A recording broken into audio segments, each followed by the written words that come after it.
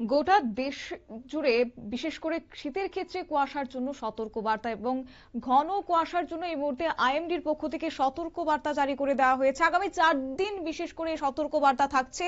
বিমানবন্দর কর্তৃপক্ষকে সতর্ক করা হয়েছে।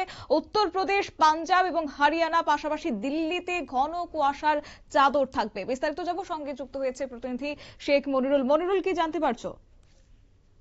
দেখো, আগামী 4 দিন লাল সতর্কতা জারি করলো দিল্লির মৌসুম বিভাগ।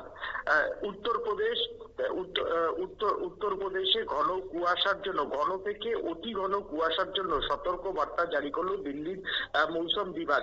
সেই সঙ্গে বিহার, হরিয়ানা, চণ্ডীগড়, দিল্লি, হিমাচল প্রদেশ এবং পাঞ্জাবেও একই রকম সতর্কতা জারি রয়েছে বলে জানিয়েছে দিল্লির মৌসুম বিভাগ।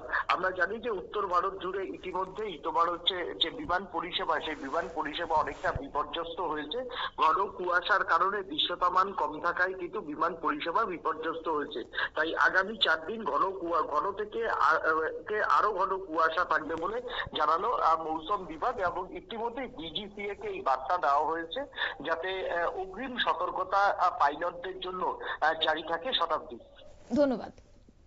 আপনারা শুনলেন, অর্থাৎ এক্ষেত্রে উত্তর ভারত জুড়ে কিন্তু ঘন কুয়াশার পূর্বাভাস দেওয়া হয়েছে। আগামী 4 দিন এই সতর্ক বার্তা দিয়েছে আইএমডি। বিশেষ করে বিমান বন্দর কর্তৃপক্ষকে সতর্ক করা হয়েছে। যে তালিকায় রয়েছে রাজ্যগুলির মধ্যে উত্তরপ্রদেশ, পাঞ্জাব এবং হরিয়ানা, পাশাপাশি রাজধানী দিল্লিও।